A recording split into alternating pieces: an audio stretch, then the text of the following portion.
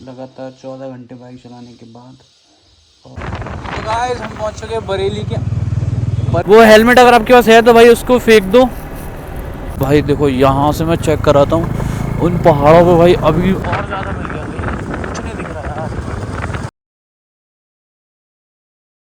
तो guys welcome back to the new episode. आज की गुड मॉर्निंग हो रही है अपने धारचूला से, जो कि हम लोग शाम को पहुँच चुके थे। तो भाई अभी हम लोग निकल रहे हैं यहाँ से कासगंज के लिए डायरेक्ट। और कासगंज जैसा कि यहाँ से 450 से थोड़ा सा ज़्यादा है, तो हम कोशिश करेंगे कि कवर हो जाए, क्योंकि भाई एक दिन फिर कहीं रुकना पड़ेगा, हमें स्टे लेनी पड़ेगी। अगर ज़्यादा लेट होता है तो स्टे ले लेंगे, ज़्यादा रात की राइड नहीं करेंगे।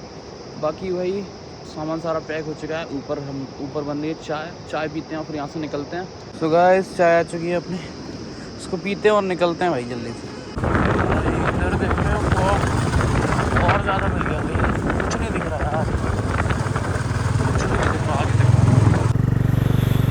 अभी आधा रास्ता हम लोगों ने तय कर लिया है धारचूला से पिथौरागढ़ का। और अब मैं आया हूँ भाई बाइक पे। इतनी देर से भाई डेविल भाई राइड कर रहे थे बाइक, अब करेंगे हम।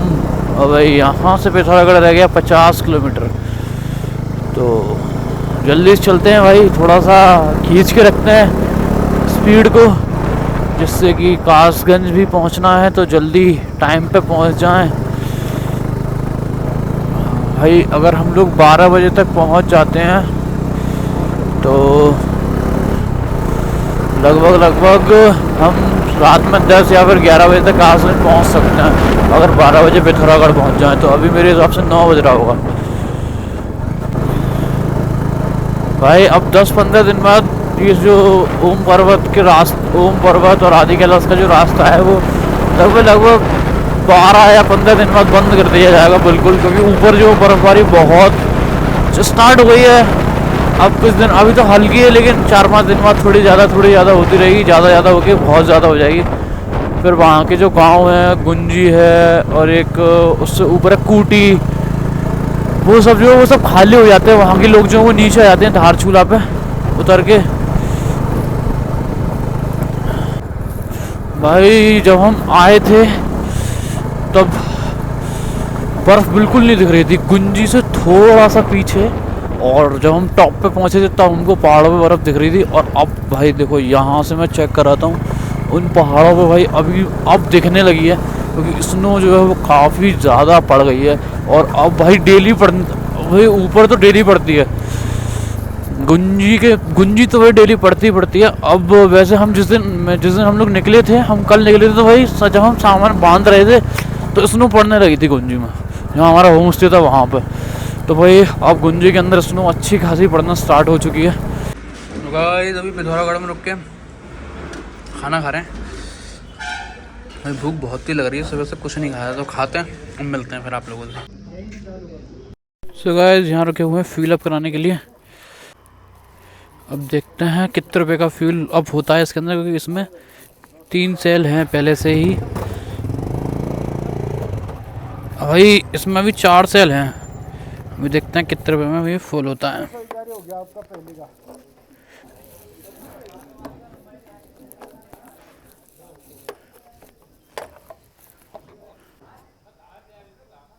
इसके अंदर एक सेकंड भैया, दूसरा कार्ड है इसके अंदर एक नीचे, वो दे देना मेरे को। ये वाला कार्ड दे दो, ये वाला। भाई पिथौरागढ़ से हम लोग 10 या फिर 20 किलोमीटर 15 या फिर 20 किलोमीटर आगे निकल आए हैं। और भाई कुछ लगभग 50-60 किलोमीटर दूर तक ये पहाड़ दिखेंगे। उसके बाद फिर आगे कभी भाई जब पहाड़ों में आओ तो कभी ऐसा नहीं लगता कि यार चलो घर चलना है यार, अब बहुत दिन हो गए यार।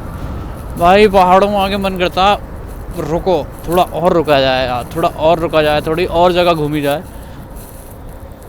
यहाँ की रोडों से भाई मुझे बहुत प्यार है, यहाँ का व्यू, यहाँ के नज़ारे तो है ही अलग, लेकिन मुझे यहाँ की रोडों से बहुत प्यार है यार। क्या मस्त रोड हैं यार, इतने खतरनाक कर्व, इतने खतरनाक।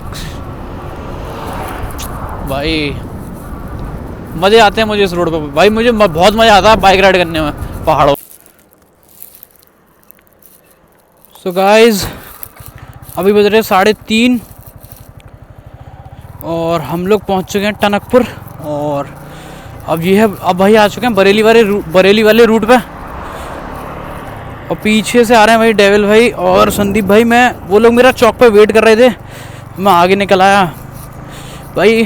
थोड़ी देर पहले जस्ट एक अंकल जी मेरी आंखों के सामने गिरे, उनकी स्कूटी का हैंडल पता नहीं क्या हुआ, डिसबैलेंस हुआ। मैं तो पीछे था काफ़ी देर तक उनका हैंडल ऐसे ऐसे ऐसे ऐसे करता रहा, फिर वो एंड में आके गिर ही गए यार। उनके हाथ में लग गई, उनके पैर घुटनों में लग गई, और वो हेलमेट भाई वो वाला पहने हुए थे, वो हाफ फेस वाला हेलमेट है ना वो। भाई मैं बताऊँ, वो हेलमेट बिल्कुल मत पहना।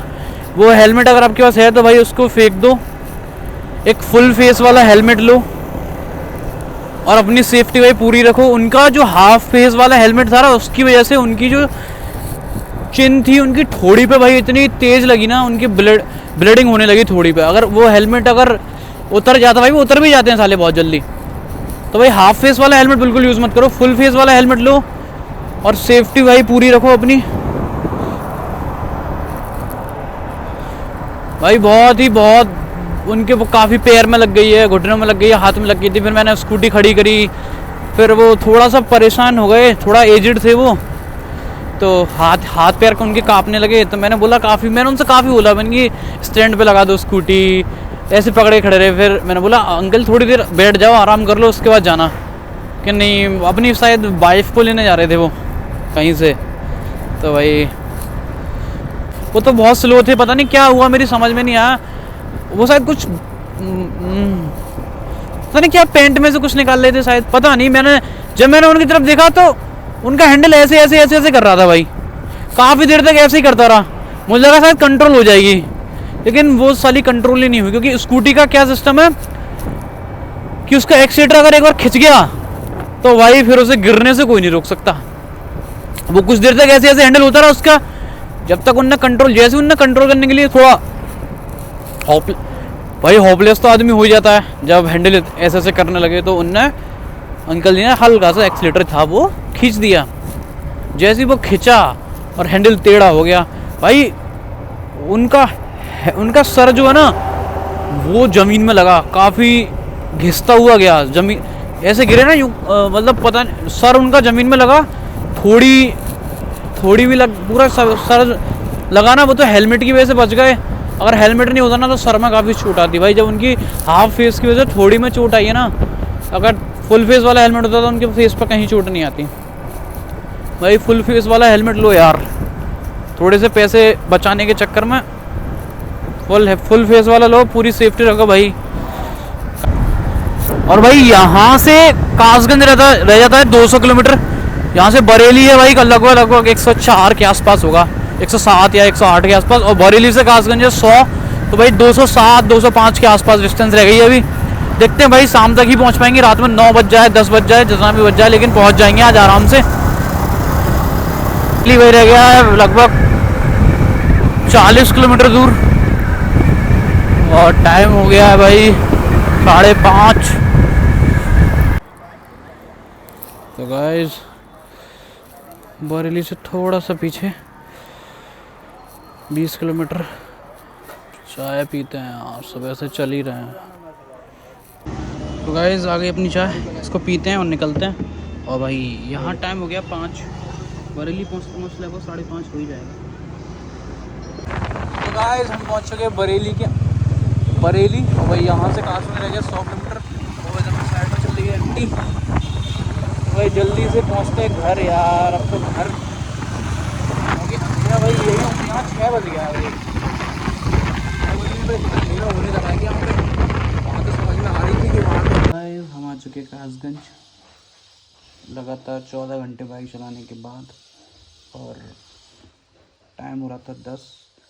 वही भी सुबह ब्लॉग शूट कर रहा हूँ मैं, रात में तो आके वही खाना खा के तुरंत सो गया था, क्योंकि बहुत ज़्यादा पेन हो रहा था बॉडी में, पैर तो बहुत भयंकर दर्द कर रहे थे भाई। वो तो हम लोगों ने इतनी थोड़ी तेज़ बाइक चलाई जिसकी वजह से इतनी जल्दी कवर हो गया, वरना जिस दिन हम कासगंज से पिथौरागढ़ गए थे तब हमको 12 घंटे लगे थे पहुँचने में, 350 किलोमीटर। और अभी आए हम 460 किलोमीटर,